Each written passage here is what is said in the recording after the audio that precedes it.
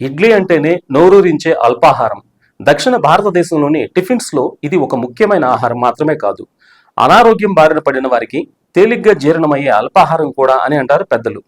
అయితే పేద ధనిక అనే తేడా లేకుండా చిన్నపిల్లల నుండి వృద్ధుల వరకు అందరూ ఇడ్లీని చట్నీతో కానీ సాంబార్తో కానీ కలిపి ఇష్టంగా తింటుంటారు. ఆరోగ్యకరమైన కార్బోహైడ్రేట్లు మరియు ప్రోటీన్స్ను అందించే ఈ ఆహారం సులభంగా జీర్ణమవుతుంది. ఇక ఇడ్లీని తయారు చేయడానికి ఎలాంటి నూనెలు మసాలాలు అవసరం లేదు. అందుకే చాలా మంది ఇడ్లీలను ఆరోగ్యకరమైన అల్పాహారంగా ఎంచుకుంటారు. అయితే ఈ మధ్య బెంగళూరు నగరంలో వెలుగులోకి వచ్చిన ఒక సంచలన విషయం ఇడ్లీ ప్రియులకు భారీ షాక్ ఇచ్చింది. బెంగళూరులోని ఆరోగ్య శాఖ అధికారులు జరిపిన పరిశీలనలో కొన్ని రెస్టారెంట్లు, వీధి వ్యాపారులు ఇడ్లీలను తయారు చేసే విధానం అవి తిన్నవారికి క్యాన్సర్కు కారణమయ్యే అవకాశం ఉందని తేలింది. ఈ వార్త ఇడ్లీ ప్రియులను తీవ్ర దిగ్భ్రాంతికి గురిచేసింది. బెంగళూరు ఆరోగ్య శాఖ అధికారులు నగరంలోని హోటళ్లు, వీధి వ్యాపారులు ఇడ్లీలను ఎలా తయారు చేస్తున్నారో తెలుసుకోవడానికి ఒక ప్రత్యేక అధ్యయనం నిర్వహించారు. దీనిలో భాగంగా నగరంలోని వివిధ ప్రాంతాల్లో ఇడ్లీ నమూనాలను సేకరించి ప్రయోగశాలలో పరీక్షించగా విస్తుపోయే నిజాలు వెలుగులోకి వచ్చాయి.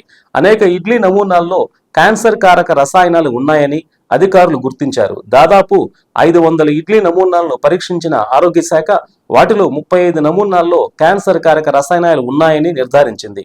ఈ రసాయనాలు వినియోగదారులలో క్యాన్సర్ వచ్చే ప్రమాదాన్ని పెంచుతాయని అధికారులు హెచ్చరిస్తున్నారు. ఇంకా వందలాది నమూనాలను పరీక్షించాల్సి ఉంది, వాటి ఫలితాలు రావాల్సి ఉంది. ఇప్పుడు ఈ ఫలితాలతో అందరూ ఆందోళన చెందుతున్నారు.